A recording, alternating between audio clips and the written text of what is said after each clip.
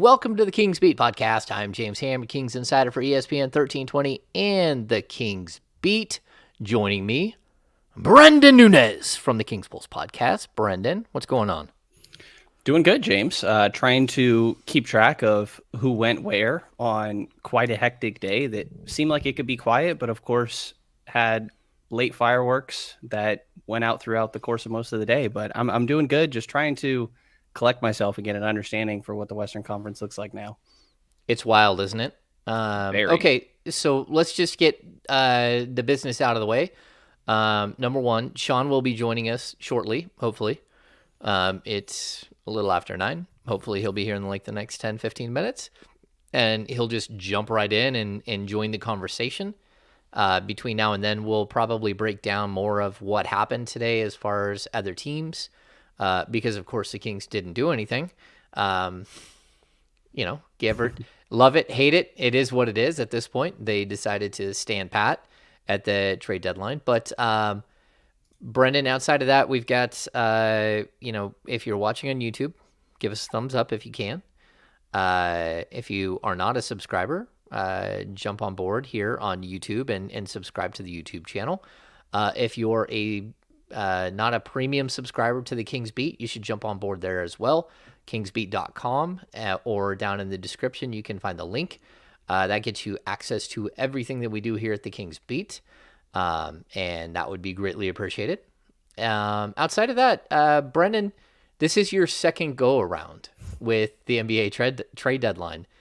And it's a little wild, right? Like, how did you fare this time versus last year when, it was your first go around and the Kings end up trading a guy that you had a really good relationship with, and Tyrese Halliburton, and they bring in this new guy in Domantas Sabonis. But can you compare and contrast a little bit by what you saw last year and what you're seeing this year?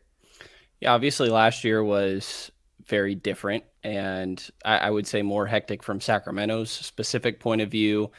Caught me and pretty much everybody else pretty off guard, and getting my first perspective of just what it means for somebody to be traded and them just feel like they no longer exist. Specifically, you get traded to the Eastern Conference, and it's just like we never will see Tyrese Halliburton ever again, it feels like, which is weird. But this deadline, obviously different from the perspective of hoping Sacramento would do small things. Of course, after what happened last year, I don't rule anything out. We've heard that they don't want to trade Keegan Murray. It's like, okay, well, heard the same thing about Tyrese Halliburton. So I wasn't going to rule anything out necessarily, but expected smaller moves. And most of the guys that we had heard that were linked to the Kings ended up getting moved for a handful of second round picks. It feels like most of them. And Sacramento sat on their 9 second round picks and didn't do anything except pick up Kessler Edwards. So drastically different from last trade deadline, but still had me sitting there on the edge of my seat till the end of it. What about from your perspective, somebody that's covered it for over a decade? Was there anything unique about this deadline to you? Yeah, I mean, first of all, it seemed like it was really quiet. Over the last week, it's been really quiet. Part of that is because the Kings were on the road. Part of that is because I'm not sure that the Kings were involved fully in deep discussions on a lot of things. I think that they did have they were testing the waters with a few things, but I don't know that I've ever gone through a trade deadline where the team did nothing.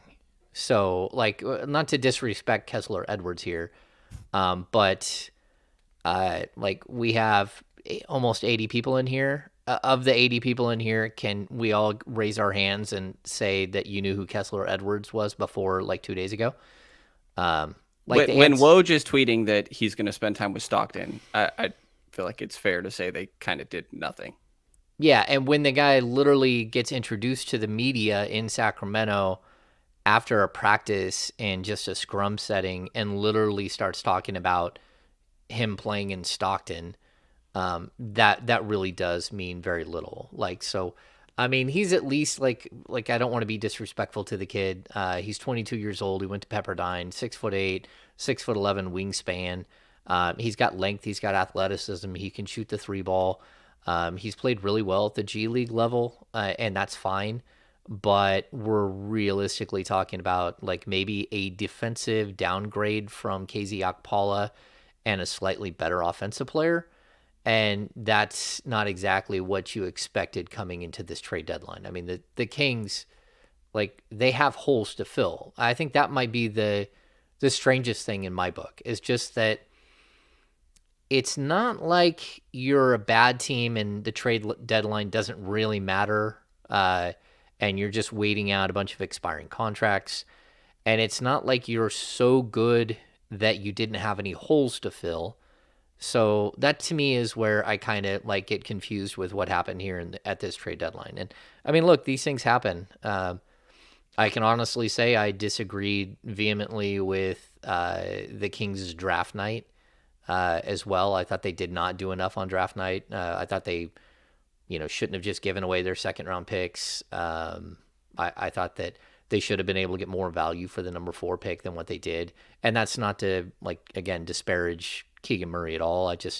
Keegan Murray would have been there at number 5 if you would have traded from 4 to 5 and worked out some sort of swaps. So there were some things there that I disagreed with as well. But this one here, like, I don't know, Brenden, like, to watch a team that has like visible issues on the court, they're fun. They're winning. They're a 3rd seed as of right now. They're on pace to win 47 games. This has been the most dramatic turnaround in 16 years for this team. But at the same time, you could see the issues that they have. It's not like they have flaws, and there's nothing wrong with having flaws as a team, but it's sort of on the GM's job to continue to work within the confines of salary cap and trade deadlines and all that stuff to fill some of the holes that you have as a team. And they didn't do that at the deadline. So that's where I think this one was so much different than any trade deadline that I'd ever seen before. Because a lot of times, again, trade deadlines don't matter when you're not good and you have no chance of being good, and you're either selling off players or you're just trying to make some moves just to shake things up in the second half and get a look at players. That's kind of not where the Kings are at this point. And so that's where I was slightly like caught off guard by this trade deadline. And what's weird is that it feels like every single team in the West made a move except the Kings. Again, Kessler Edwards is still a move. I actually think Kessler Edwards is interesting, but he's not doing anything this year, right? It's like an upside swing. Maybe he becomes something. He doesn't change anything for this season. But you look at, like, Denver needed a backup center just like the Kings did. They went out and got Thomas Bryant. The Grizzlies were able to add a little bit of shooting. Dallas obviously added Kyrie Irving. The Clippers went out and added Eric Gordon, Mason Plumley, and there's one other name I'm forgetting. Bones Highland. Yeah. The Suns went and got Kevin frickin' Durant.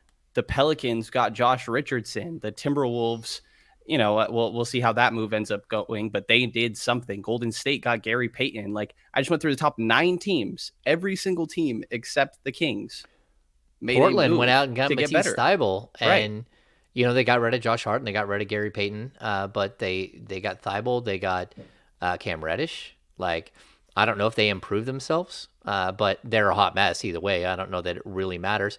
Even like Denver, Thomas Bryant. Like, that's a nice pickup.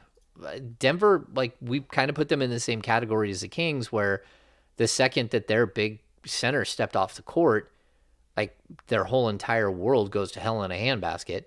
And so, like, adding a guy who can actually play, who has physicality, who has the ability to shoot the ball, who can block shots a little bit, and like Thomas Bryant, rolled over the Kings. What, he put up 29 and 12, 29 and 14 one game against the Kings.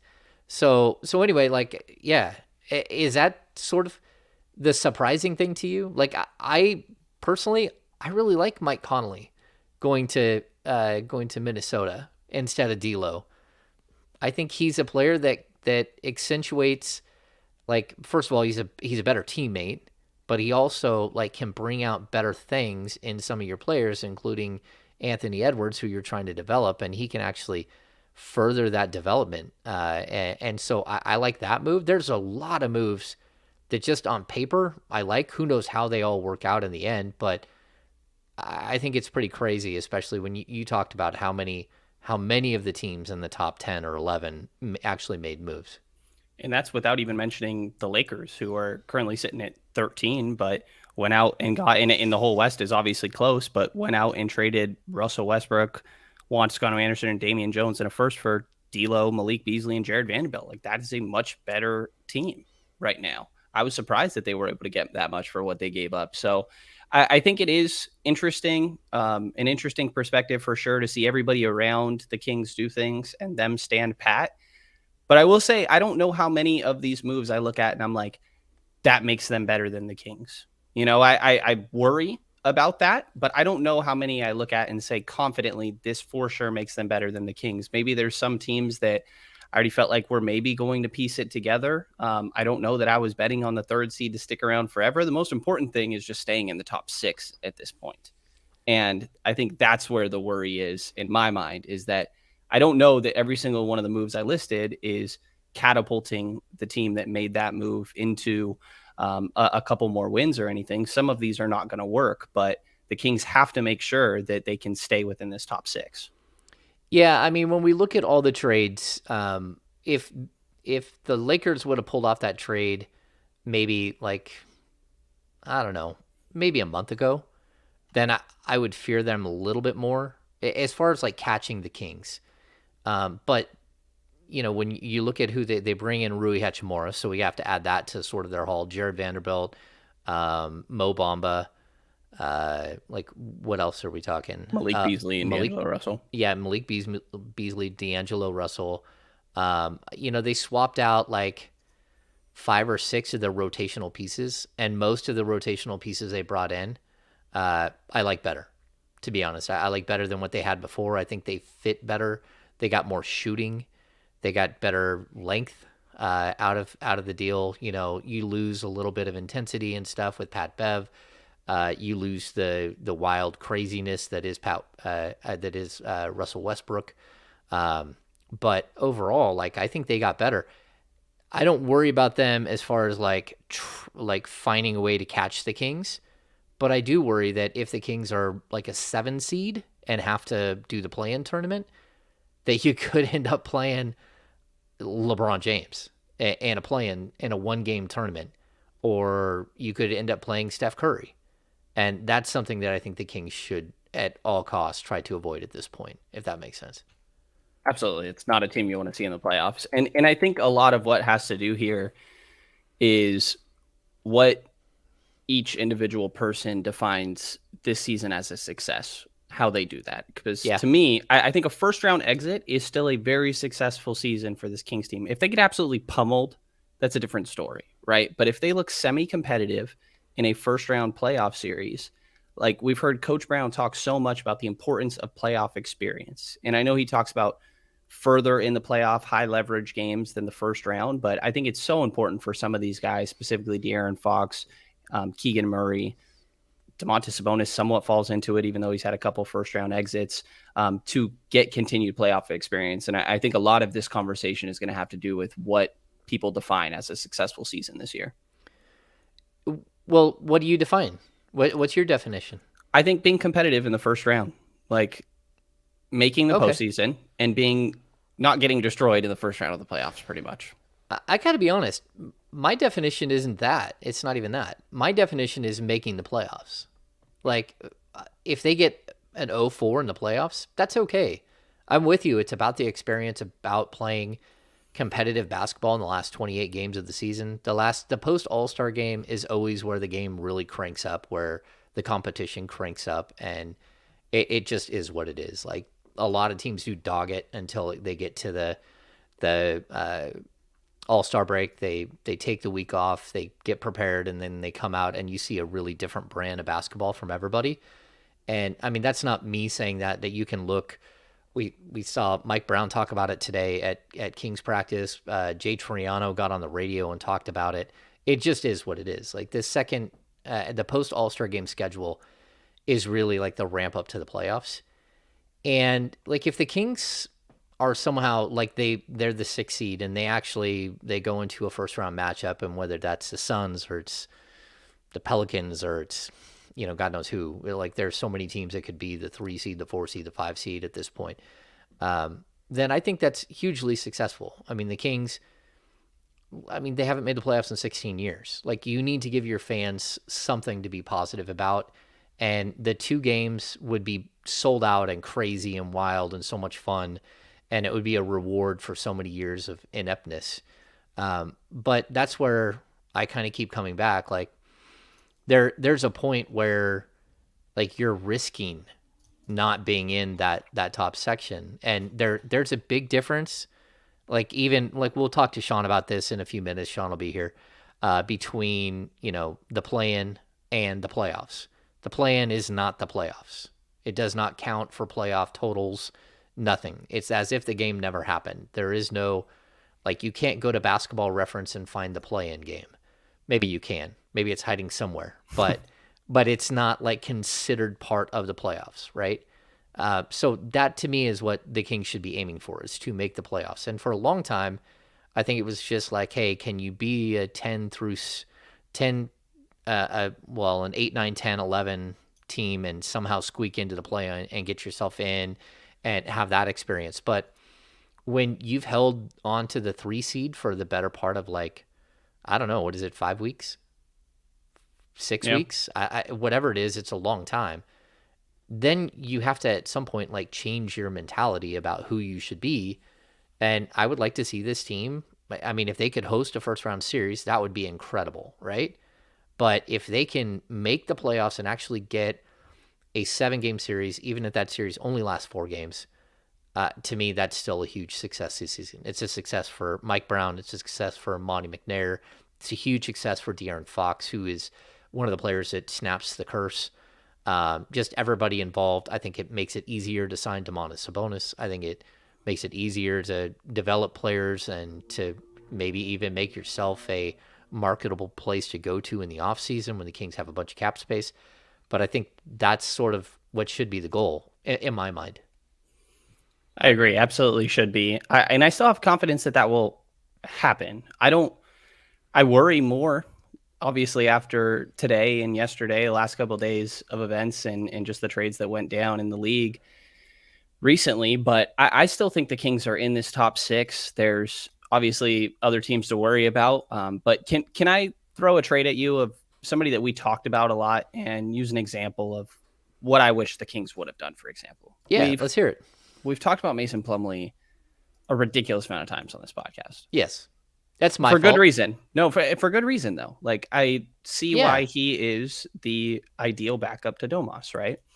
And for him to get traded for Reggie Jackson, who's getting bought out, in a single second round pick, like, that's a little surprising, no? And one of those things that you could look at and it's like, why could the Kings not have gotten involved? And there's details to everything that I'll never get full clarification on, but that's weird to me. Like, that's an example of a trade that is frustrating from my perspective. Yeah, I think so too. And, like, the Kings have 11 second round picks over the next 7 years. 9 available to them because 2 of them are locked up in that Indy deal. Yeah, they can't trade their own in 26 and 27 because there's potential for those to go in exchange. Okay, so if the Kevin Huerter pick isn't relayed, I'll go through this so people know. The Kevin Huerter trade. They traded a protected first round pick. It's 1 through 14 in 2024, 1 through 12 in 2025, and 1 through 10 in 2026. If it's not relayed in 2026, it becomes the Kings 2026 and 2027 second round picks, right? So they can't trade those. But outside of that, that still leaves 9 second round picks. And second round picks don't have the same weird restrictions that first round picks do as far as Stepien rule. And the Kings were able to, so this last offseason, they pretty much gave one away for Sasha Vezenkov, who God knows if he'll ever play in the NBA. Like, there is nothing that says that guy is going to come over to the NBA. He just got a new 3-year deal in Europe. He can get out of that deal, but he now wants, like, major money. And he's also probably going to win, like, a EuroLeague MVP. So why would you go from being a superstar in Europe everywhere you go to a bench player in Sacramento? I mean, it's a little dicey unless your goal is just to be an NBA player and that's it. But then the Kings also the next one was what, Jaden Hardy, right? Hmm. And they traded that. Was it for 2 seconds, I two believe it futures? was. They do have the Dallas 24 and 28 seconds that I'm assuming are from that deal. Yeah, yeah. So I mean, they do have second round picks, but the reason I bring these up is that this group of front office people, It was they those second round picks, by the way. it was those two. Yeah, 24 and 28. Okay, yeah. This group doesn't necessarily value second round picks all that much. I mean, they in the first year that Monty was running the team, he drafted Jemias and Robert Woodard. And then the next year, he just flat out bit the bullet and waived them and had to pay out Robert Woodard's salary for this year as well. So again, there's not they haven't valued him. They used a second round pick on Nemias Queta, but they also gave up other like portions of a second round pick in that draft.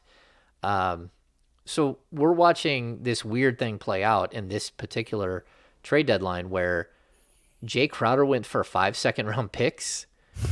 And what did the Warriors were able to acquire 5 second round picks, I believe, and then trade them for Gary Payton II Mm-hmm. with Portland. So second round picks, Josh Richardson went for 4 with a weird salary in which Devontae Graham. yeah, But that's a weird caveat. There's a lot of salary that went in that one.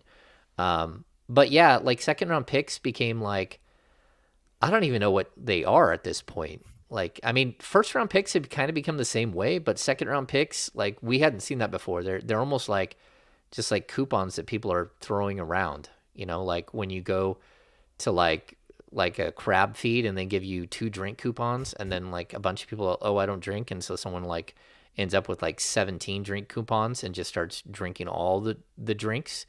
Um, that's what this kind of feels like. Second round picks have just become like these fake things that people are just passing around, except for the Kings. They didn't choose to use their second round picks. And so when it comes specifically to the Plumley deal, like, would you have done that deal? for sure, like I don't understand. Like, there's no downside. What is Alex Len, excuse me, and Terrence Davis being the matching salary, like the downside from Charlotte's perspective? Like, I don't understand, I guess. For sure, I would have done that. I would have put in another second round pick. No issues. You would have gone 2 second round picks. Yeah. Would you have? Probably. Yeah, I think so. Yeah, I mean, like, why not, right? Like, if you're actually getting a functional player. And, like, look, the Kings have a variety of second round picks. So that means that you can kind of sift through the second round picks and see ones that, like, either make sense or don't make sense. I'll also point this out. Reggie Jackson makes 11 million bucks. Like, the Kings could have got the Mason Plumley deal done for, like, I think Alex Len and KZ Okpala. Like, it could have been like one of their lower level players that they traded in exchange. There's also, like, while we're talking about Charlotte, there's a second deal that the Kings maybe should have got involved with involving Charlotte, where Jaden McDaniel goes from Charlotte to Philadelphia, and Philadelphia sends Thibault to Portland. Portland sends 2 second rounders to Philly, and Philly sends a second rounder to Charlotte. I bring up this deal because this is one of those weird deals that if you would have pulled off 2 days ago, the Kings could have used the $4 million trade exception from Tyrese Halliburton. And so instead of Philly taking on Svi Mikhaila's like $1.9 million salary, you could have just given them nothing and they would have been okay. Like, they would have got a second round pick instead of Svi.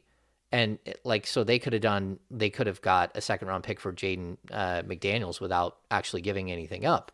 And again, the Kings, I know this morning, the Kings were in on Matisse Thybulle this morning. I had actually heard that, like, many people believed that they were going to get Thybulle this morning, and then it didn't materialize. So, like, again, that's one of those weird, is like, I don't think that he's a world beater, just like I don't think that Mason Plumley is a world beater, right? But the combination of these players make you a deeper team. Okay, so hang on one sec. We've got our friend Sean Cunningham here. Oh, So snap. we're going to add in Sean Cunningham.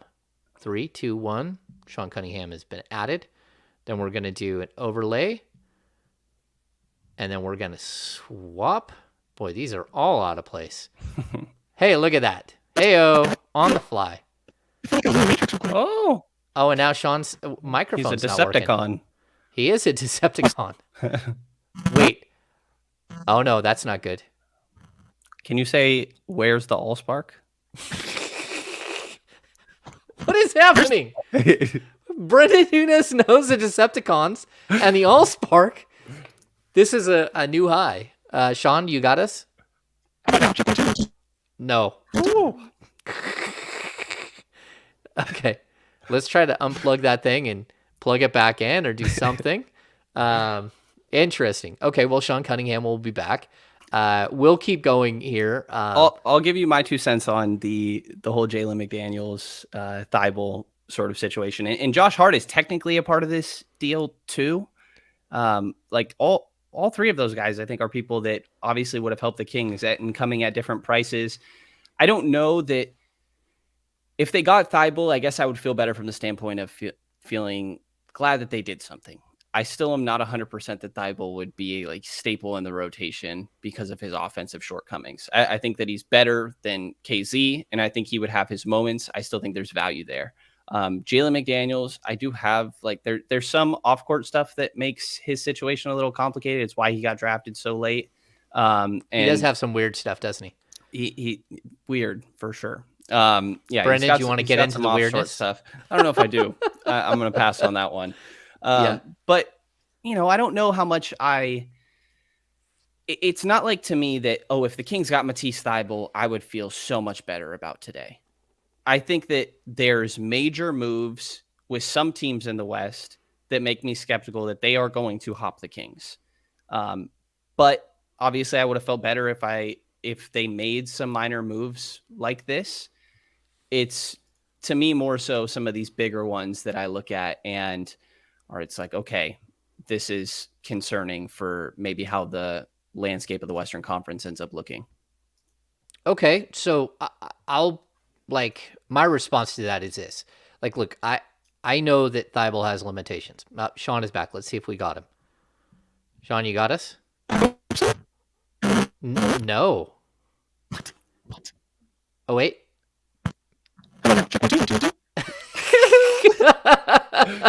It's a really funny voice, Sean. I don't know what's happening there.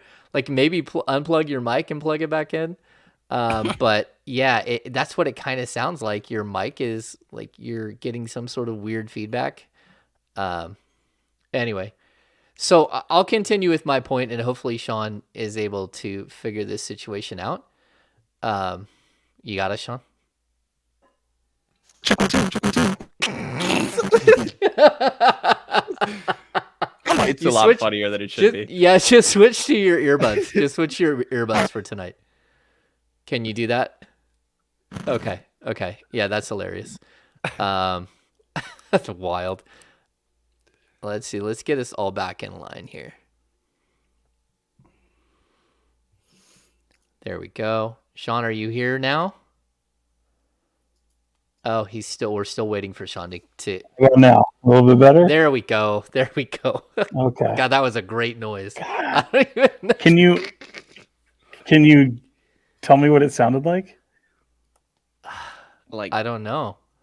You were like a long lost cousin of Alvin and the Chipmunks. It was, yes. Really? Oh, that'd be amazing. Yeah. What was the Little Red Riding Hood movie? And there's a little squirrel that goes Dinamite. You sounded like this. Hoodwinked. Oh, no. Hoodwinked. What? Wow. I'm What's on one happening? today. What is happening? You're hitting all the right movies for me. I was prepared. Yes. There we go. Wow. Amazing. I don't even know what's happening. It did sound like Brenden knows Autobots. movies all of a sudden. Yeah. Yeah, something happened. Brenden I think he knows fell movies, and hit his head. So I'll get back to my point with Thibault.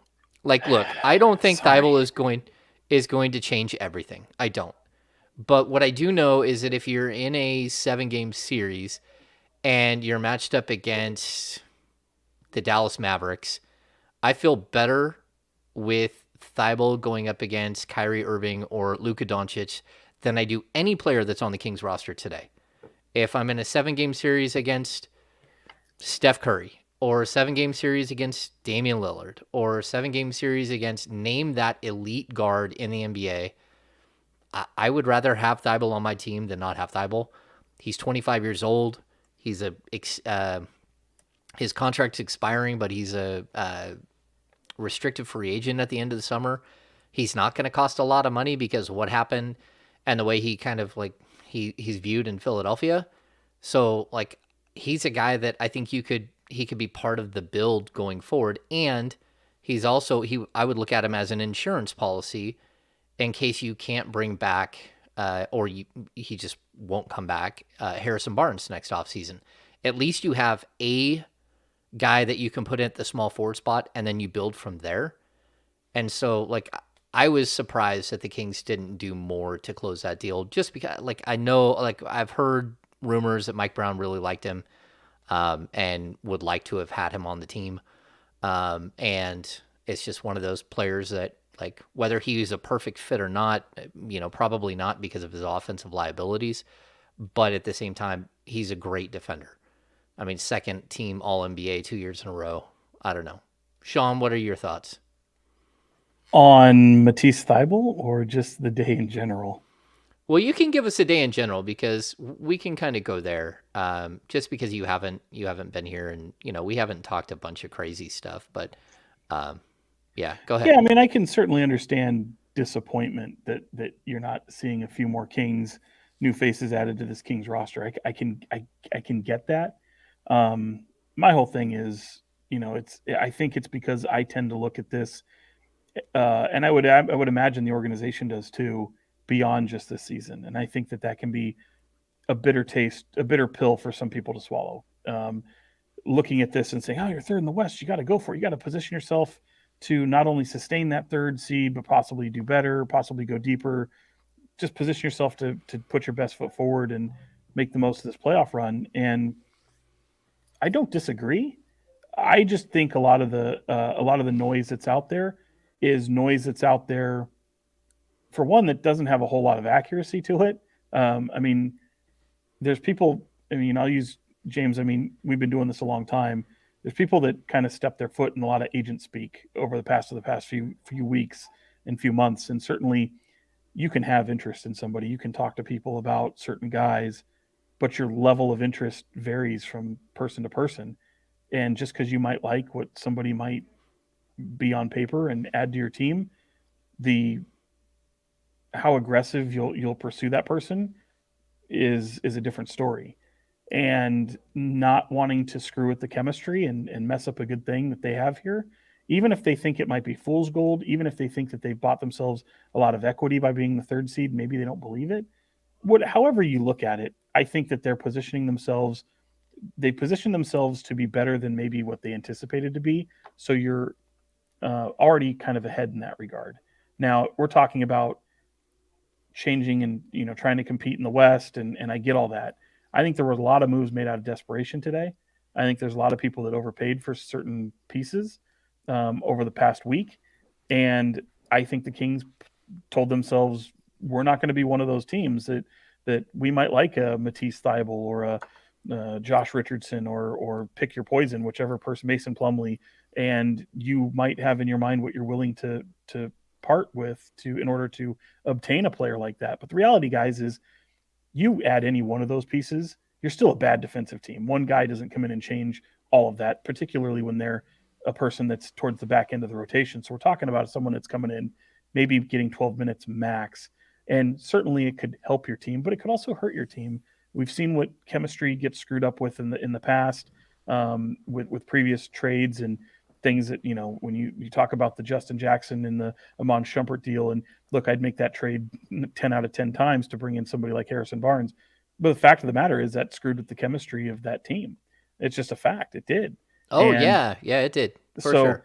so look, I want to caution people and say, like, look, just because you hear the report that a team might be interested, that's all it is interest. I mean, when you get down to, nut cutting time, what are you giving up for that? And it's what I've been alluding to. I'm not trying to pat myself on the back because, you know, you have an idea of what you're willing to go with. And again, another man's trash can be another man's treasure. Well, I don't think that was the case. I think what today taught us was the Kings aren't going to react out of desperation. They're not going to try to um, throw away things that they feel could be in the best interest for the future for somebody that's not going to amount to a whole hell of a lot of rotational minutes. And I also feel like, yeah, I love that. That's a Brad Millerism, nut cutting time. Um, but I also feel like, they like where they're at, and I'm going to take them at their word. Let them get this experience, and yeah, who knows what it happens, or everyone else got better, and I think Mike Brown went out of his way to say that today. Everyone else in the West got better, and And everyone in the Pacific got better. That was the other thing he pointed out. yeah, and if you look at it too, it's like, look at the Lakers. You've got all these teams, all these players that you're adding to your roster.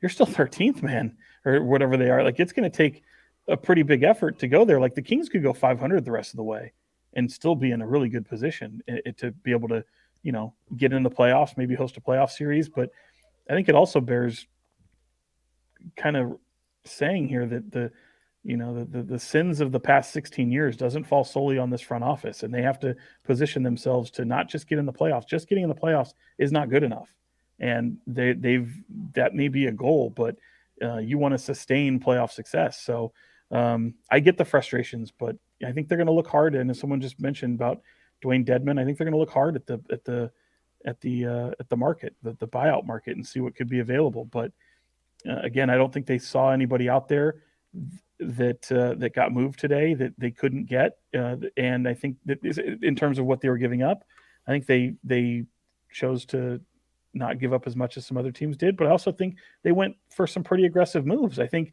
look, Toronto didn't move anybody. In fact, they added on Jakob Pertl. So this is a team that everyone thought was going to be a seller, and they weren't. They bought. So yeah, man, interesting day. That's for sure. Okay, I get what you're saying with a lot of that, but like Brennan and I were going through some of these trades. Like, you don't think that, like, if the Kings would have made a move, like they would have jumped in and been the third team in the Matisse Thybulle trade 2 days ago, they could have used a $4 million trade exception. Two second round picks isn't something you would give up for a 28 game rental of Matisse Thybulle with the potential to have him as a restricted free agent and Larry Bird rights to him? Well, I mean, I think you have to look at the entire move too. I mean, wasn't McDaniels a part of that? Well, yeah, but the Kings could have been the third team and not Portland. Yeah, but who's going out? And do they want any of the other player going out? And They gave up Svi Michaela to Charlotte, who was likely to get waived. right. Yeah, so realistically, it only came down to Charlotte getting a second round pick for Jaden McDaniels and Philadelphia saving a bunch of money, but getting 2 second rounds for Thybulle. So we're literally talking about 2 second round picks for Thybulle. And I'll even make this argument. Like, people keep saying, oh, well, he probably would have only played like 12 minutes. There's nothing to say he would have only played 12 minutes. He could have easily worked his way into a situation where he's playing 20 minutes alongside Malik Monk in a backcourt or at the three off the bench. Like, I think and if you have some sort of injury, he could play more than that. I mean, he's a guy who started and played major minutes, and he's only 25 years old. And then the other trade we were looking at is the Plumley deal. The Plumley was Reggie Jackson at $11 million straight up for Mason Plumley, and they gave a second round pick Two. No, 2 seconds. just one. 2 seconds. I went through 2 and I seconds. looked It's 2 seconds on Mason Plumley. for sure, because Yeah. I could have sworn I looked at the deal. I looked at it about 20 minutes ago. It was Reggie Jackson, who was expiring, I believe, Yep. and they ended up with 2 seconds in Okay. that deal. What I had seen was one, and it wasn't even a good second. It was a 2028 It's second. 2024 and 2029, if I'm not mistaken. I think that's a Thybulle, 2024 and Is that the 2028. Thybulle one? That's a Thybulle. Yeah, I'm almost positive that they only got. I think it's just a 2028 second. It's a 2028 second for Plumley. and they actually took on $2 million in salary, and then they waived. They're going to do a buyout with Reggie Jackson. Right.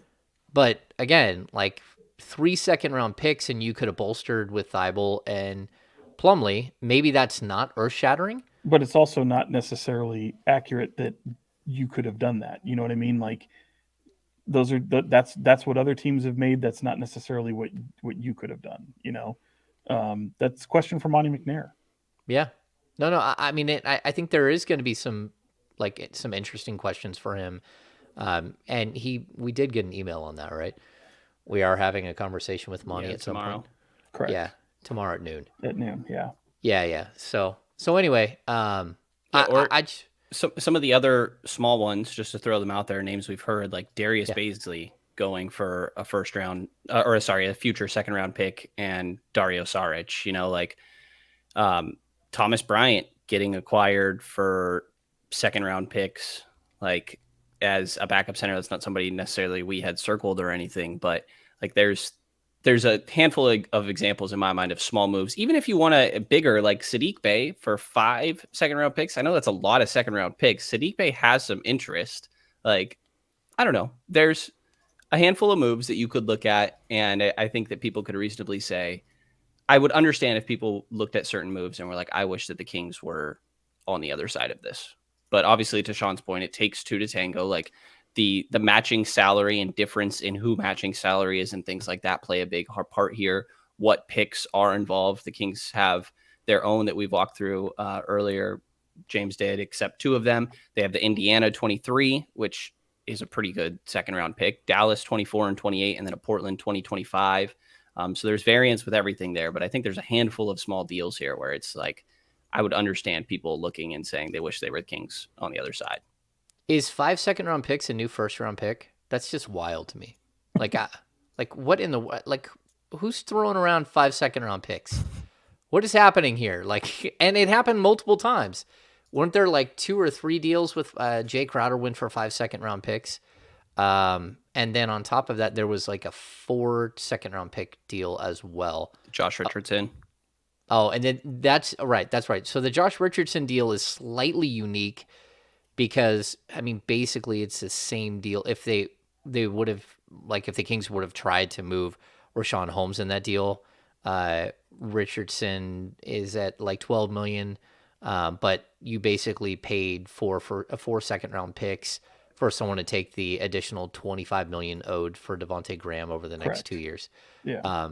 And again, like, there's a possibility that there was conversations there. We don't know when it really comes down to it, whether like Rashawn Holmes and Devontae Graham their contracts are almost identical. And we could argue who's a more functional player at this point, but it doesn't really matter. Like, either way, like, that's a lot to give up, but it's really not if you consider getting out from underneath $25 million in salary over the next 2 years. I think that's pretty, like, again, if the Kings could have dumped Rashawn Holmes on, like, in a deal like that where they got a functional player this year, but realistically got 2 years of no more, that would have freed up a bunch of cap space for this summer when, they could actually be a bigger player than they actually have an opportunity to do. Yeah, and I think, look, if someone wanted Rashawn Holmes, respectively, he'd have been gone. He'd have been traded. Yeah, I think so too. Okay, so where do they go from here? We walked into practice today, and it was actually really festive. Like, I don't know, it would seem like fun, right? We had Monty and Wes over in the corner. There was a lot of music going on. Like, it's something that, I don't know, even like last year, Brenden, I don't think you got to see because of the weird, we were still under COVID constraints. So you didn't get to see like the day after trade deadline, where this is usually what it's like. Once a trade deadline passes, it's such a tremendous stress on every single person in the room, except for maybe De'Aaron Fox, who just doesn't care. He's worried about other things. That's something that I think we saw today, but still he could feel it like around the room. He said they didn't talk about it.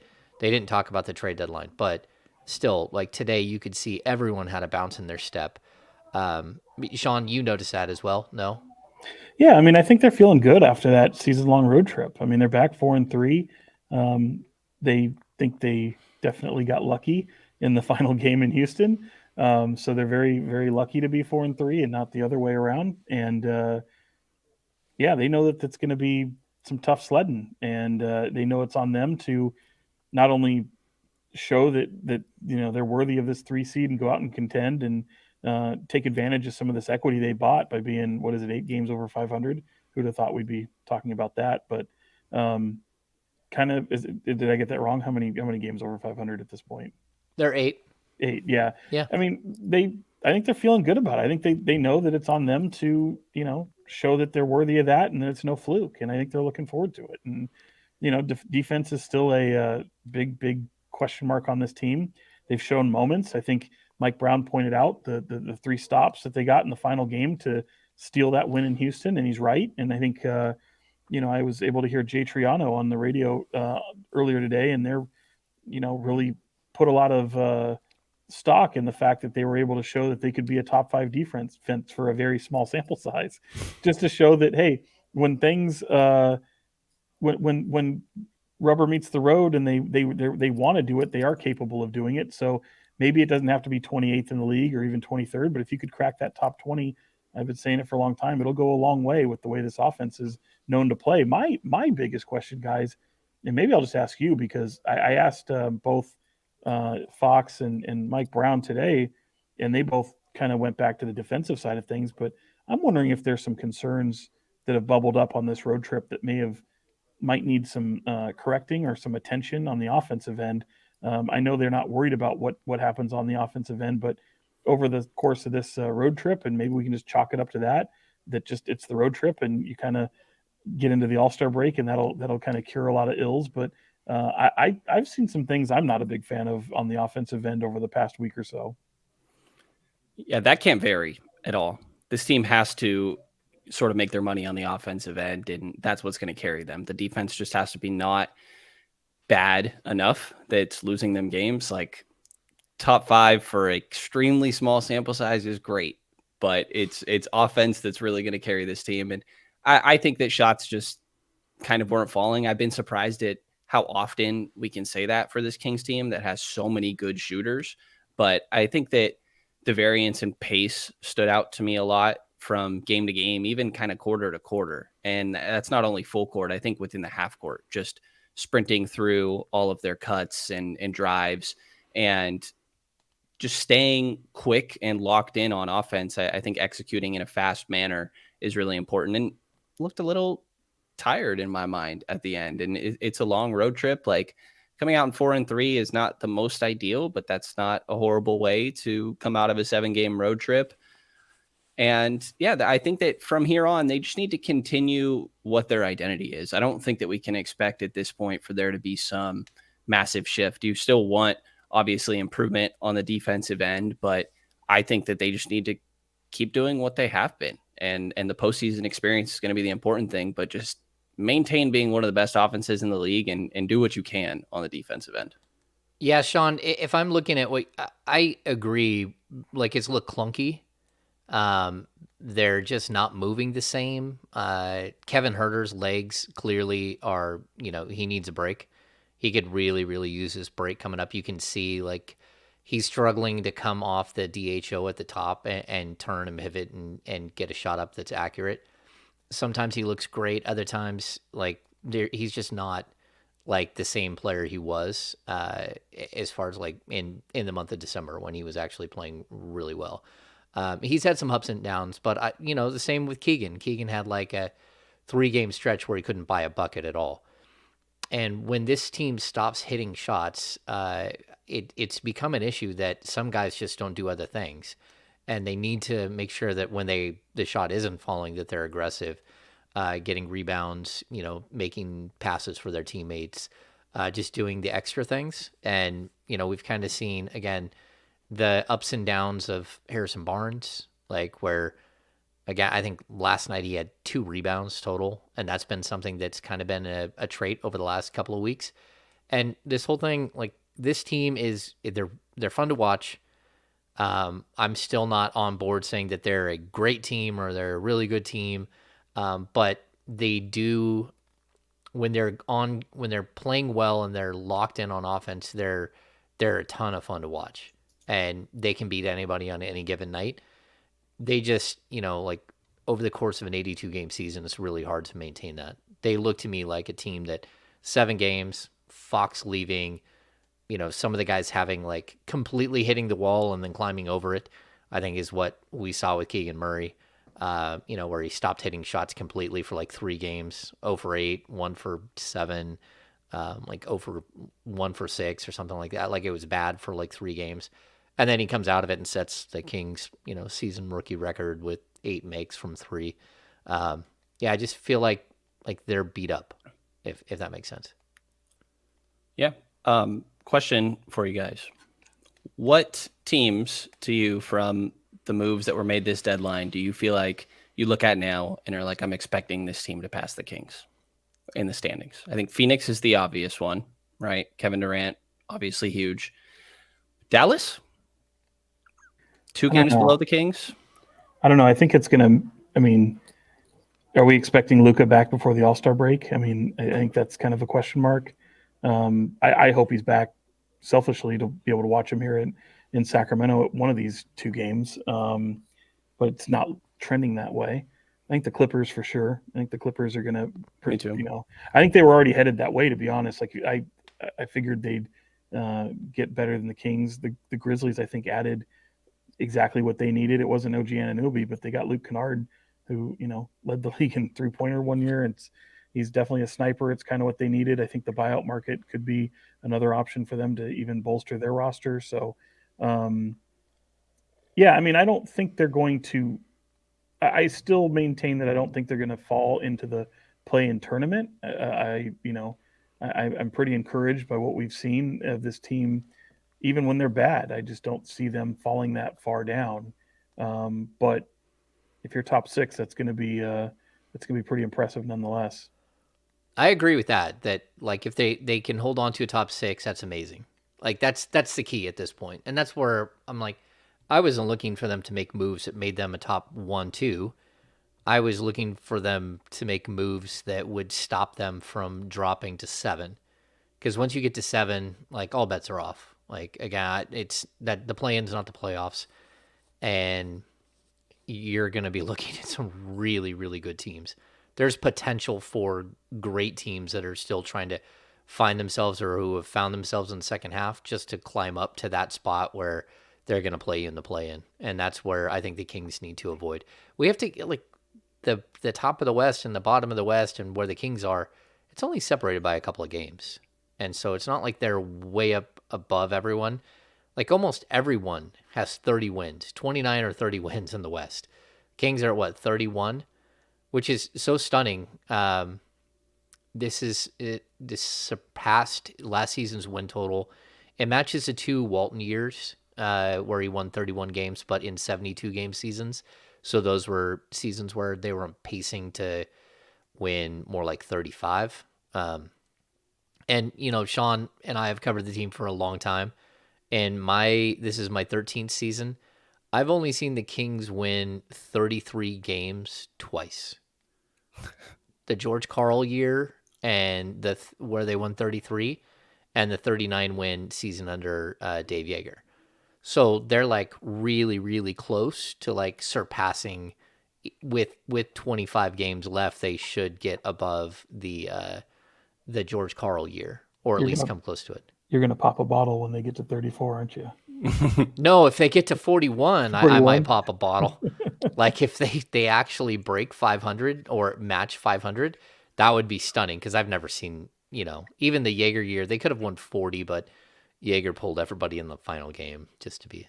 You remember, what did they score? Like 82 in the first half against Portland and lost. Yeah. And then I think Anthony Simons and Caleb Swanigan went crazy, if I remember right. And Scal. There's only 6 players that played for Portland. I think I'm still in the minority about that. I said, who cares? Like, who gives? Oh, I didn't care either. Yeah. No, but I mean, there were some people in that organization that were very upset about that. Oh yeah, they got very, very angry. Practically a 30-point lead. You're going into the offseason. Most of your players don't usually play in that final game anyway. When you're out of it, that was some clown shit right there. I couldn't believe that people were that pissed off about it. Yeah, Yeager definitely He went out with a middle finger held high. That was his. I'm on Dave's side there. Yeah, I am too. I am too. I mean, I thought it was an interesting night. I was up in Portland for it because there was potential for the Kings. Again, they were like in a battle, and then they fell off really hard at the end. They, It didn't matter. yeah, they ended up what 8 games out behind the 8 seed. They would have been like they would have been in the play-in, and the play-in was a thing then. They would have been the number 9 seed. Oh yeah, the play-in, yeah, if it was around, and they would have. I think they would have played Portland, right? No, maybe not. I can't remember who it was going to be. Yeah, that's a good question. Who they would have played? Someone in the chat's got to know. Yeah. We're not gonna go back and look at it though. I'm not gonna go look it up. No. Okay, so we've gone through like it's a good question. Was there anyone else that you guys feel like took some major leaps and bounds at the All-Star break that you kind of look at and go, I mean, the one to me that stood out, aside from obviously the obvious, which Phoenix, we talked about some of the ones in the West, but in the East, like, why do I picture Jay Crowder being brilliant for Milwaukee? I just really think that's going to be a hell of a pickup for them. Yeah. If he's still alive, I'm like, has anybody heard sure. from Jay Crowder? What is, We need him holding up what today's shape paper. is he in? Yeah. No, that's a good question. Like, what kind of shape is he in, and is he ready to play? How about the Warriors though? I mean, that to me, now granted, look, Steph's going to probably be gone greater part of a month, if not more, maybe 10 to 12 games. Luckily, you got the All-Star break in between to, kind of rest. And we still don't even know what the hell the injury is going to be completely. They still haven't come out and, I mean, you had the what the injury was called, but they said they would have a timetable later on in the coming days, and we're still waiting on that. So, did you look it up, Sean? Did I look up the injury, Steph's injury? Yeah. Oh, yeah. I had never heard those names and those words in my life. It's one of the strangest injuries I've ever seen, which is weird. Yeah, and it's technically, for people who don't know, like they're partially torn ligaments, which is really what every sprain technically is. Yeah. If you, depending on how serious of a sprain you have partially torn ligaments in there. But I've never heard of that part of the body, and even funnier, having our shout out our guy Eric Rucker here at Fox 40, who had to say that on the air, and he butchered it. So yeah, that's brutal. Yeah. So the where the fibula tibia, which is a little one. I think the little one is a fibula, where the fibula attaches below the knee, not where it attaches at the ankle. He pulled the ligament that's in between the bone, the fibula and the knee. That's where the injury is. Tibiofibular ligaments, right? I got that down. Yeah. Superior tibiofibular ligament. Yeah, the superior is like where we're going up high, like the upper one. So those are the partial tears, and interosseous. I don't even know how to say it. Membrane. Yeah. I got some sort of membrane, as well as a contusion to the lower leg. So it's just all kinds of nasty in there. Okay, so yeah, the fibula is a small one. So it's the fibula. It's on this side. It's not this dude got shin splints. And the chat house pull over. It's not shin splints. It's not. It's right below the knee. That bone pulled away from the knee, and so he's definitely. It's weird. Like Sean, you're like, we don't know like how long he's going to be out. You know why? Because no one has ever had this. Like it's like the first time I've ever seen this injury in any professional sports that I've watched. Like you see people break it, you see them tear their ACL or the PCL or the MCL. Like you can meniscus tear, all that stuff. I've never seen someone actually injure this particular thing in his body. And there's a membrane, and I was like, is there a flux capacitor as well? There might be a flux capacitor. Yeah, I don't. Does Brenden know what the flux capacitor is? He has no idea what that is. I do not. Damn it. We lost him on the flux. So the flux capacitor, Brenden, is attached to the DeLorean that Michael J. Fox drives in Back to the Future. The flux capacitor is what allows them to go back in time, right? We had a good start, but I've never seen any of those. Marty McFly. You've never seen those? No. Obviously, I get some references, but no, never seen them. You were doing so well from the one earlier. Damn, sorry. And for people who just got here, we were talking about Steph Curry's injury.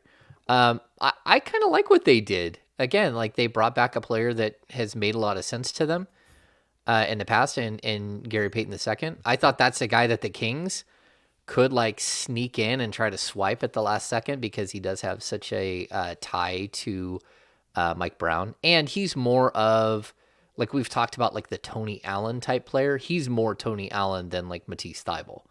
Like he does have some offensive game and like the verticality and the craziness that he does. He was so crucial to them in their run last year in winning a championship, especially in the playoffs, especially when somebody like Jordan Poole kind of went the other way for the majority of the postseason. And it was just a shame they weren't able to keep him because of the way their luxury tax. And I say that respectfully to the players in that locker room. They all make a ton of money. They have luxury tax. Everyone should be so lucky. Every fan base should be so lucky to have a dynasty like them. But it was at least they went out and corrected the wrong. They're like, all right, we're going to admit we screwed up on James Wiseman. And it just couldn't get the guy on the floor. And you admit that's kind of a bust and you had to move on. And you're bringing back a guy, essentially lose Wiseman and gain the guy that was so crucial to you last year. And you're hoping you can get just as far and try to, just survive until Steph gets back and then make a push. So even if they get a little bit lower in the playoffs, they're going to be a team I wouldn't want to see. Yeah, I don't think the Kings, and that's part of that group of players that group of teams that I was talking about. You don't want to fall down into that range. It's interesting because Wiseman, he made, I want to say it was 9 million this year, and then 11 million or 12 million next year. And by trading him, they would have saved, I think it was $131 million in luxury tax. And that's just like astronomical. But then they took on Gary Payton, who makes 8.3 this year and 8.7 next year. So they might still end up saving like 20 million in luxury tax, but it's not going to be the type of savings that they would have done if they would have been able to just jettison Weissman for nothing, which I thought was what they're going to do. That was pretty wild. Okay, so we went over who we thought, like, do we have winners and losers? Like, I don't usually do grades. Are you giving the Kings a losing grade? Yes. You are? Yeah, I mean, like, I think the great John Bull on the Kings fan, he's a big, I think he gave them a DNP like GM, like it did not participate general manager decision. I thought that was spectacular. And like, look, you're sitting there at the 3rd seed, and I don't know that there's a way for the Kings to hold on to the 3rd seed with what some of these other teams did. You never know. But don't you get credit for that too? I mean, again, I'm not trying to be an apologist for the organization or anything like that. But you knew you came to the decision you weren't going to go out there and, in your eyes, overpay for some of these pieces that you may or may not like, some a little bit more than others, like not everything ends at this mid-season trade deadline. It does for this season. I mean, you do have a buyout market. You can see what happens there. But again, I think they're playing the long game here, and that's what every team should be doing. They've already shown the ability to reach the 3rd seed and kind of sustain it for the better part of a month. Sometimes the best moves that you make are the ones you don't, and they weren't going to be desperate like some of these other GMs that were out there trying to save jobs. I mean, if you're the Clippers, look, you had to go out and do that. You've got Kawhi Leonard and you've got Paul George, and you were headed towards, you were trending in the right way, but you still don't have Kawhi Leonard in a place where you can play him back-to-back nights, and I think Paul George has had a nice season, and I think everything was trending the right way, and they went out and they were aggressive, and they didn't have to get rid of someone they really like a Terrence Mann. It'll be interesting to see how that works out. The Lakers, okay, like I'm not floored by anything that they've done. Obviously, KD is in the West now, and so is Kyrie Irving. Okay, we'll see how the resurgence works there. The Pelicans, do they get better? They get better by virtue of Zion Williamson returning to their team, right? Josh Richardson's a nice pickup, but he's not going to be the difference in anything. No. He's just added depth. Yeah. And I think, again, like Mike Conley for D'Angelo Russell. I like him better there, but I'm not sure that that's going to move the needle on that team at all. That really does all come down to Cat. And a Uh, team that has lost a lot of games, man. You're talking about New Orleans, like a team that has lost a lot of games. And so all these teams are trying to catch up to where the Kings are. And they've been able to take advantage of a lot of these teams early on. Can they sustain it? We'll see. But, it's not about this season. I mean, it really is. You're going to look at the offseason, and you hope to be able to build upon your success for this year. And look, there's no guarantee you make the playoffs next year. I get that, but to me, this is all kind of part of the plan. They might be playing with some house money right now, and they didn't fall for the trap. I don't believe in house money. I don't believe you. Yeah, so I used to gamble way too much when I was young, and I was playing in Reno one day. I was playing blackjack, and I was on a roll, and this degenerate gambler like said, "Hey, do me a favor." I'm like, "Yeah, what's that?" He's like, "Go cash out right now." And I'm like, "Well, I'm not done playing." He goes, "Go cash out right now, and then pull like $40 out of your pocket, buy more chips, and start over again." And I hope your retort to him was, mind your goddamn business. No, I You worry did about your money, I'll worry about my money. exactly what he said. And I went out, I cashed in my money. I ended up with like 400 and something bucks in my pocket. I pulled $40 out. I started over and I started grinding and building my stacks again. He's like, "See, now you're only in $40 and you got $400 in your pocket."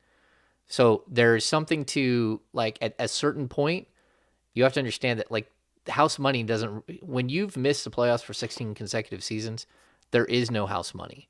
Like, this team is 4 games out of the 11th spot. There is no house money. Like, if you can make your team better without mortgaging everything, then you should do it. That's just my opinion. Like, I'm stunned. Like, if this roster was perfect and they just weren't playing well, they were just missing shots, so they were still learning, that's one thing. We all can see that this roster isn't perfect. Monty McNair, there's no way he can't see that this roster isn't perfect. So that's where I'm at. Like, I think that if you can make your team better at the trade deadline, even if it's a small 1 or 2 person move, I think not only do you owe it to your fans, you owe it to your coach, and you owe it to the players that have worked their ass off to get you in this position. Because, like, there's no way, if you were really to ask De'Aaron Fox and Domantas Sabonis, "Hey, would you have preferred to have at least some reinforcements?" They would have said, "Yeah, hell yeah. Go get me somebody." Like, we need it. We need help pushing over the top here. That's just my opinion. So, Brenden? No, I definitely get where you're coming from. I mean, I sat here and said before that I would understood if they made no moves. I will say, like, I think that Kessler Edwards is the new Robert Woodard, and I'm excited for that. Calm down, buddy. But just calm down. I think it's, in my mind, the Kings are a good team. And as long as they don't fall out of 6, which I still don't think they do, I think the Kings could go 500 the rest of the way and they would stay top 6. And I think that's still a great outcome for this team. I understand the frustration for sure, looking at literally every other team in the Western Conference doing something and the Kings not really doing anything. I get the frustration. I just still think this is still a really good team. And a move to shore up the depth or attempt to fix the backup center position, like, there's definitely clear holes that I think could have been addressed, but they are really good prior to this. And if they can maintain that, I still think they're in an okay spot. But understand the argument, I think, that you're presenting of, well, they could have done something to help reinforce that spot they're currently in. I like seeing all the Westbrook comments in the chat, only because that will make James Ham's head explode. I think all of ours, right? Russell Westbrook ain't walking through that door, people.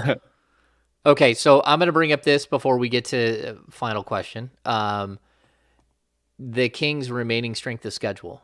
It's the 3rd most difficult in the NBA. There are 28 games left. They have a .524 win percentage against, including 3 games against the Suns, 3 games against the Dallas Mavericks, 2 of which will be in the next 2 days. They still have the Bucks. They have the Nets, which is still on this list, which should not be on this list anymore. But it is what it is. They have the Denver Nuggets. They have the Boston Celtics. Those are their toughest matchups.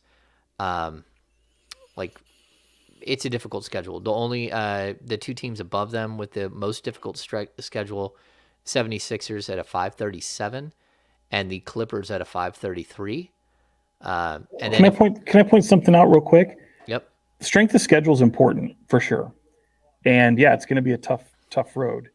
But I wonder if you factor in current record. And there's got to be a way to do that. Like, you've got the Kings 8 games over 500, and here's the third toughest. They're not like, for example, look at the way the Lakers have to go, right?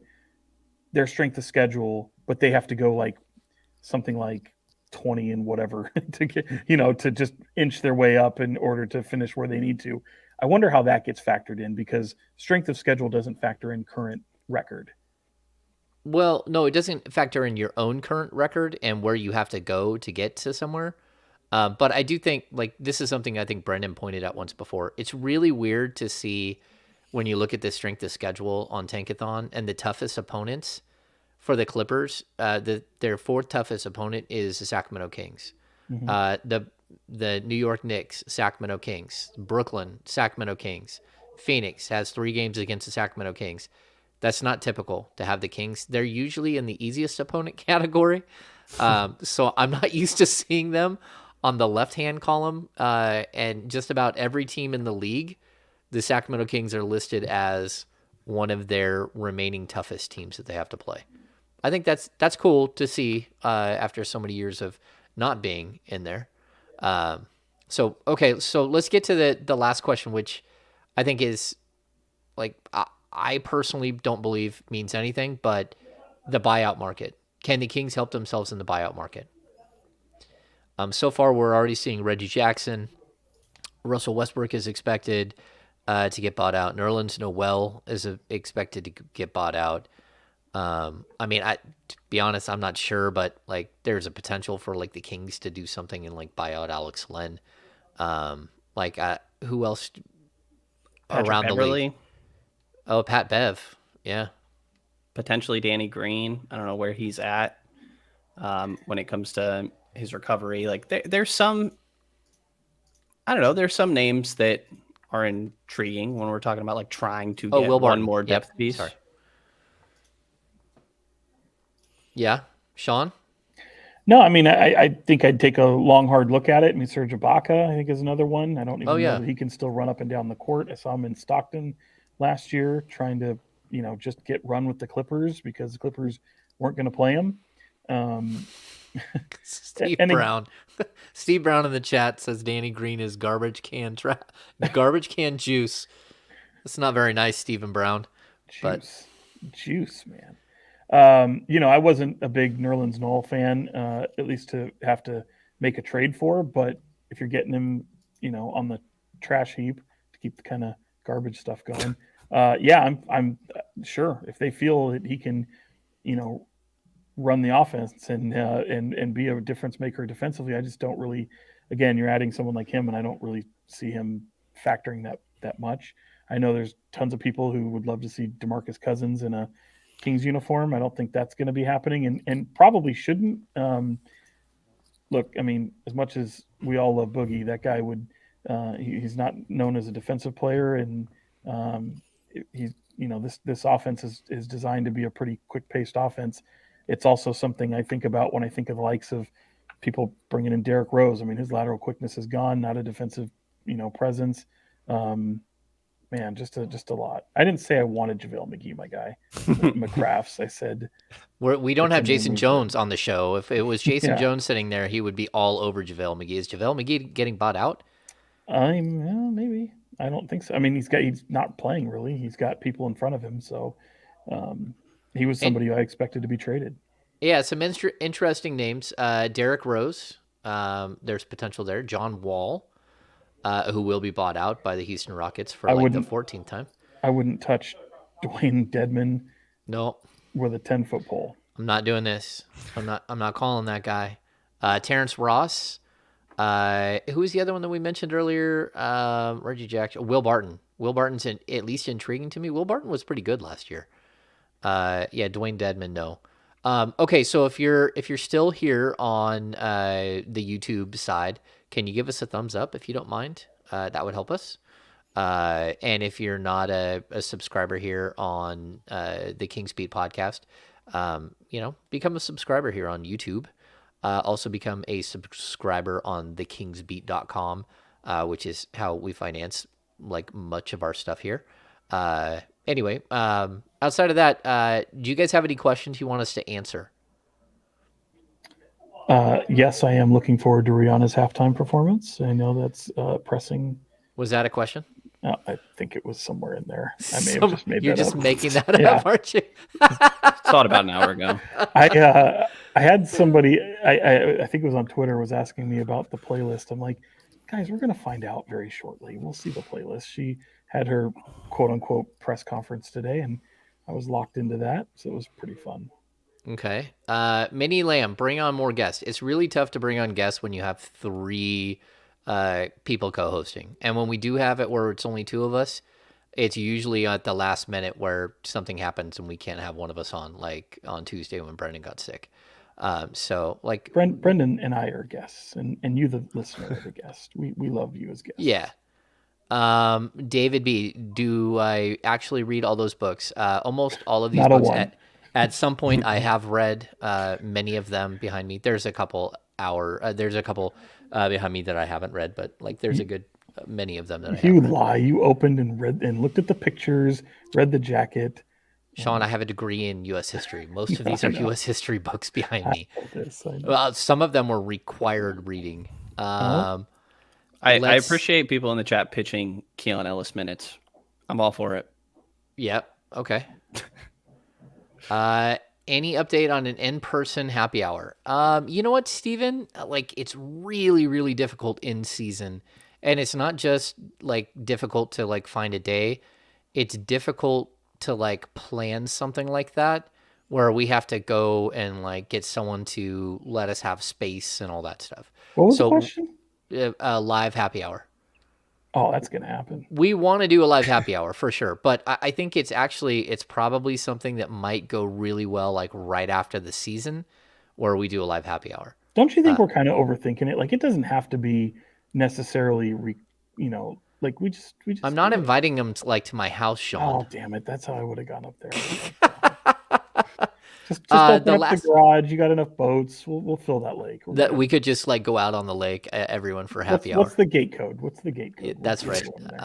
The last happy hour with Aileen Voisin went like, that was wild. We had a lot of people in the happy hour. So I think at the height we had like 90 something, 92. Really? That's a lot of people to assemble on a Zoom call for something that's just kind of like off, an off the record happy hour. That's funny. People think I hate De'Aaron Fox's baby because his name is Rain. Because his name is Rain. Oh, nice. I get it. Yeah, I get it. I did not understand that comment when it went flying by. It's a decent joke. That's well played. I like that. Got it. Good for think about that though. Like, you knew he was going to be due around the All-Star break, right? And I think it's just so. I mean, the world works in mysterious ways. What are the odds that you're going to have 2 days off, three days, 2 games in Houston, his hometown essentially, where his family lives, and there she is giving birth in his hometown. And I know they made a big deal about, February 3rd, 23, just really kind of quirky stuff. That's really interesting. Yeah, I think it's really cool to see his reaction. You never know how, like, again, De'Aaron has another son. He has a 5-year-old. Yep. So I don't want to, like, I think that's kind of been missed by some people. And I don't want to act like De'Aaron had never been through any of this before. He doesn't know it. Like, De'Aaron's been through some of this stuff before. But, like, to see his reaction in this situation has been pretty cool. Like, he's definitely overwhelmed by the situation. He spent 3 days in the hospital sleeping on a cot. So for those of you who are out there who are assholes and I blocked on Twitter because you were demanding that De'Aaron Fox play and that his personal issues were not bigger than the Kings winning a basketball game. Sorry. How many did you block? I think I only blocked 2. And it may have been the same guy twice who just started another account, but it might have been more than 2. I don't know. That's quality trolling. Yeah. Brenden, did you watch Super Troopers yet from Spencer in the chat? No, I did not. Did not. License and He registration. didn't even watch Life. No, What? I've not watched anything yet. Yeah. Oh man, you should put on Super Troopers. You won't be able You to had a stop homework laughing. assignment like it was due a month ago. Sean, did you see the text I sent you When? into the chat? You should look into the chat and see the text that I sent. The picture that I sent. It might be one of the greatest pictures of all time. What are we talking about? Yeah. Like on my phone? Yeah, on your phone. Oh, okay. Oh, yeah. Can I show that? No. Okay. No. We can't embarrass him.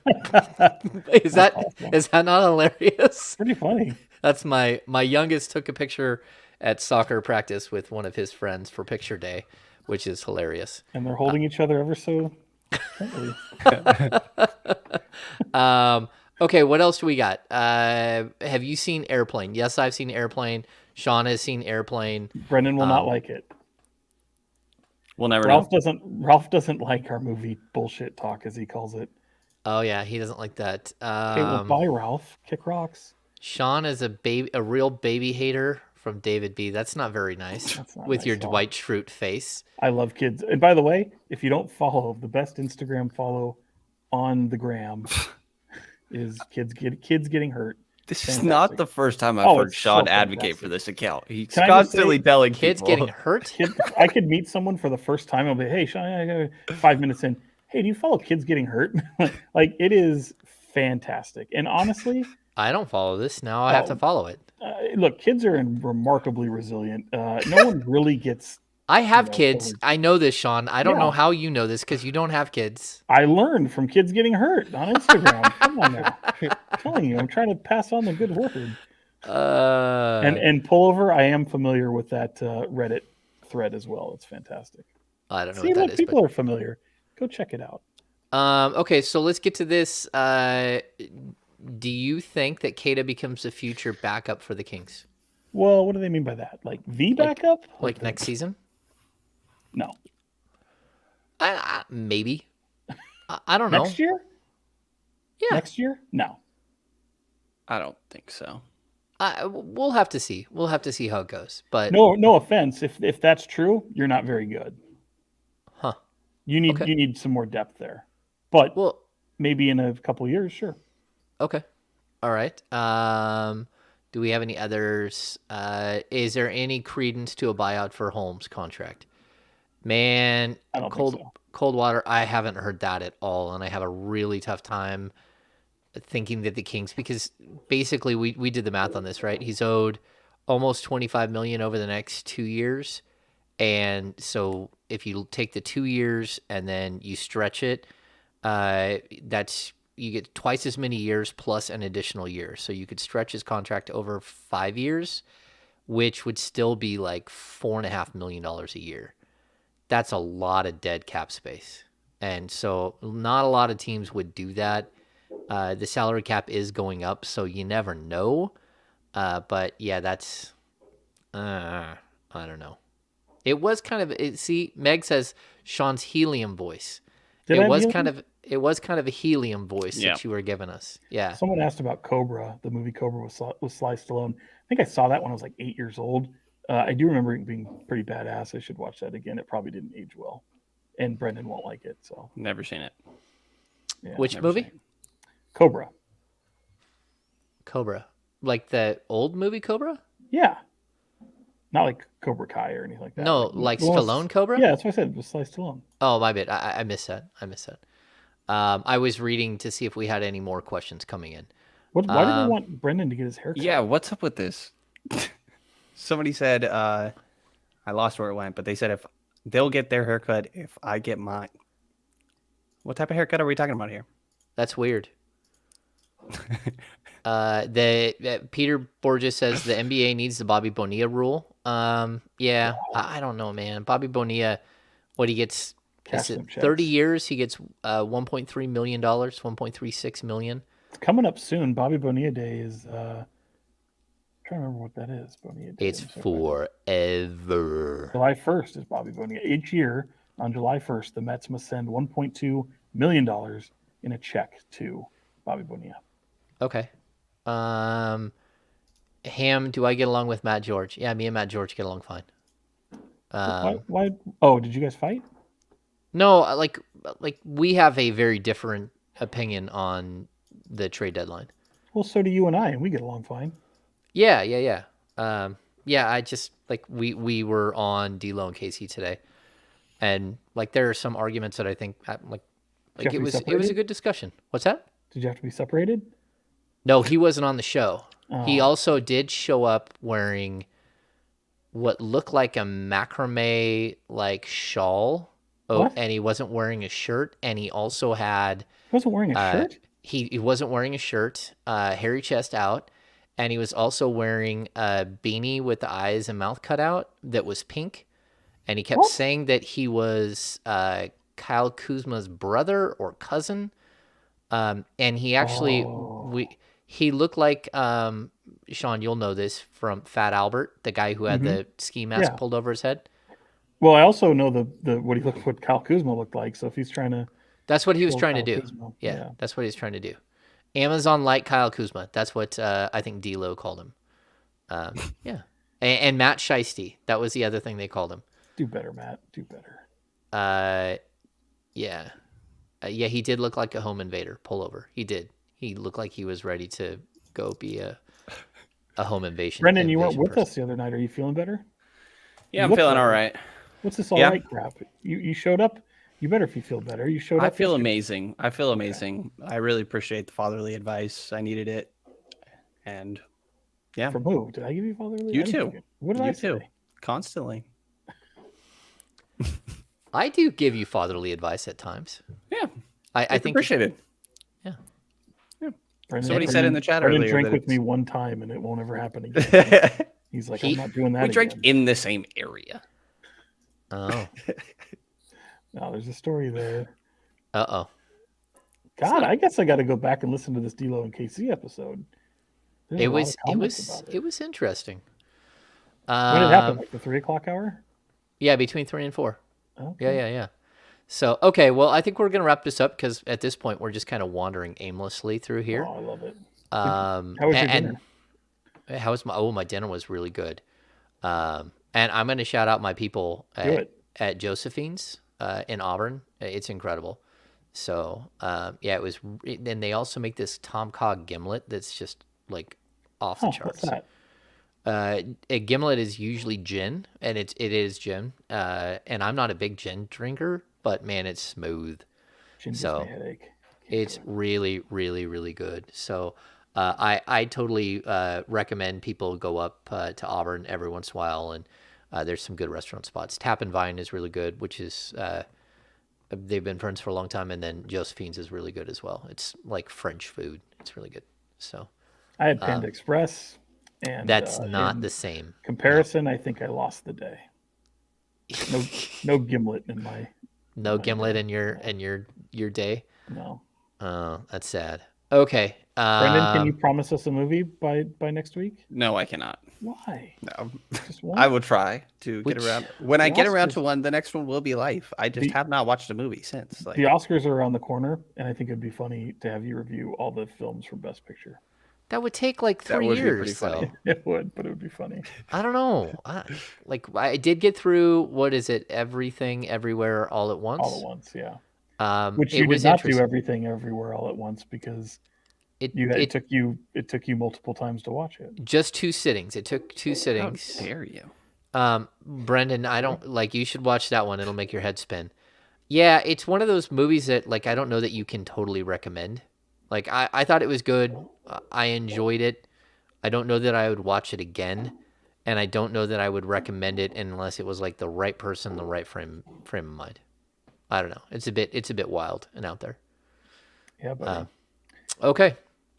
so Do we have any final thoughts? Do we have any final thoughts? Three home games in the month of February is pretty lame.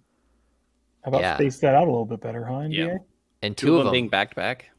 Yeah, so once Right. we get to Sunday, the Kings will only have one more home game. Who do you guys got in the Super Bowl? I'm going Eagles. I hate you. Get out of Why? here. Why? Because all the conversation between Eagles and Niners fans, I've grown such a hatred for the Eagles. I'm so over it. So I may subscribe to a belief that you root on the team that beats you. Why? It's Ugh. look. No. I know a lot of people don't like that. I do think that the Eagles have been the best team in football, especially right now, next to the Niners. But yeah, I think the Eagles are going to do it. I could be wrong. I have no problem being wrong. I'm wrong a lot. What's the score? 0-0 currently. No. What do you got? How about? I think it'd be a little high scoring. I'm going to say 32-28 Eagles. Ooh, Brenden. You can watch that right here on Fox 40, by the way. Just to let you know. There you go. Fox Shameless 40. plug there. Fox 40s. Sean A Cunningham. lot. Yeah. Do Do you know Rihanna's halftime? Is that true? Wow. We'll go 33-28. I think I did the math that's reasonable football scores, but that's what we'll go with. I got 31-20 Chiefs. Are you going Chiefs, Brenden? Yes. Yeah, I'm rolling with my dude. Me out for taking the Eagles. Yeah, it's Mahomes. disgusting. I hate it. Yeah, my guy Mahomes. How many features in the Rihanna halftime performance?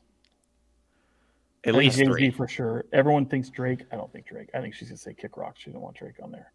Oh, I don't know. I think Jay-Z for sure though. Maybe her and Eminem they make up a little bit. They had some falling out. Oh, maybe might see a little of that. That'd be 2 consecutive Super Bowl appearances for Eminem, if possible. Probably Sean is really big into this music scene on yeah. I don't think we're gonna see Kanye, folks. I think it's too soon on that one. I did get like what do you got there? I got my Super Bowl ring, my second Super Bowl ring. I don't know that I showed it. No, you definitely showed it. You definitely did. No, I showed you guys, but I didn't show it on a pod. There's the second. That's our second Super Bowl ring. Yep. It's up here on the shelf. Me and my son's Super Bowl rings from fantasy football. Okay, I think that's going to do it for this edition of. Wait, do we have final thoughts? We didn't have final thoughts. Brenden, final thoughts. What do you got? I've been playing this Harry Potter game, and that's where all my free time has gone. Video game just came out. You're kidding, it's right? a phenomenal game. No. On what? I play on Xbox. Pretty sure it's on every console. Okay. It is a phenomenal game. Okay. I know Matt George was also playing. No, make crafts. I do not wear those rings everywhere I go. That would make me Del Rogers. Oh, come on, stop. Who wears his own Super Bowl ring everywhere he goes. And he lets you try it on. You know, he likes to show that off. It's awesome. I don't really have. I think I went through all my final thoughts. They're all random, and you all know where my head's at. So I'm glad the trade deadline is behind us, and hopefully people can just enjoy Kings basketball and the success that they've had, and we'll see. Yeah, my final thoughts. Sorry we're a little long-winded tonight. I think we're exhausted. It's been a long week with all of the trade stuff, and we've been burning the candle, and it is what it is. Dell has a killer limoncello recipe. Thank you. Oh, yeah? I don't know. I think he owns a restaurant or a bar. I got to check with him. I think he still has his bar in Woodland, or his restaurant in Woodland. Really? Yeah, he's good people, man. Yeah, interesting. Okay, that's going to do it for this edition of the Kings Beat podcast. We will be back next week. The Kings, we're going to probably take maybe a little bit of time off with the All-Star break, but not a ton. We'll let you know. Sean, are you going to All-Star? Yeah, I'll be an All-Star. We get there, Chris Tavares and I will get there on Friday morning. We're trying to move our flight up a little bit because I think it has us touching down around noon, and don't want to miss out on too much there. But shout out Hassan Minhaj, the Davis native, stand-up comic and actor, and all-around good guy, huge Kings fan. He'll be in the celebrity game. Oh, I have another final thought. How about this, guys? It's UFC related, but he's a Sacramento guy, Josh Emmett, going for UFC interim title in the featherweight division, fighting Yair Rodriguez. The featherweight division has been locked up by a guy named Alexander Volkanovski for the past 6 years. Emmett has worked his way up. He's a Sacramento guy. He fights with Team Alpha. It used to be called Team Alpha Male. It's now called Team Alpha MMA. Get with the times. And he's a Sacramento native, still born and raised here in Sacramento. He's if he wins, he gets the interim belt, and if Volkanovski's going up to another weight class, try to become the champ. And if Emmett wins, he'll be able to take his interim belt against Volkanovski and try to unify the belt. So big time UFC fight this weekend, and that's in Australia. So take a look at that. He'll be lighting the beam soon, whether he wins or loses. He's a pretty fantastic guy and big Kings fan. Loves Sacramento. There we go. That and like people are asking, I have no idea when 3-point contest people are getting announced. I'm gonna guess that the Kings don't have anyone in it. Yeah, I don't think they will. Yeah, I don't think so either. And if they did, it would probably, like in all honesty, be Keegan Murray, who is already the Kings rookie season. He broke Bogdan Bogdanovich's 129 made threes as a rookie. He's already got like 130, 131. And Keegan is actually pacing to break the all-time NBA rookie record set by Donovan Mitchell in 2017-18, which is 187. So he is pacing to get right at like 200, 201 threes on this season. So that's pretty cool. We don't know about De'Aaron Fox and whether he will make the All-Star team. He would like to stay at home with the baby. He told us today his wife would love for them to have that experience and go to Utah. Whether that happens or not, we'll have to wait and see. But with Steph Curry out of the game for sure, and Zion Williamson likely out as well, he's got a shot. He's got a shot. We'll have to see how it goes. Cool. All right, that's going to do it for this edition of the Kings Beat podcast. If you're still watching here on YouTube, give us a thumbs up. If you're going to listen somewhere else, give us a rating and a review. If you want to support the Kings Beat, jump on board with thekingsbeat.com, do a premium subscription. You get all the invites to the happy hours and all that crazy stuff, this last one was really, really incredible and cool. Aileen talking about some crazy stuff at Bill Walton's house. It was off. Oh, God damn it. It was wild. It was wild and crazy. But I just remembered that, dude, we're not supposed to talk about it, James. We don't talk about the happy hour, but okay, that's going to... So We're for Fox 40, Sean Cunningham, and of course, Brenden Nunes from the Kings Pulse podcast, I am James Ham, your Kings Insider for ESPN 1320 and the Kings Beat. See you next week.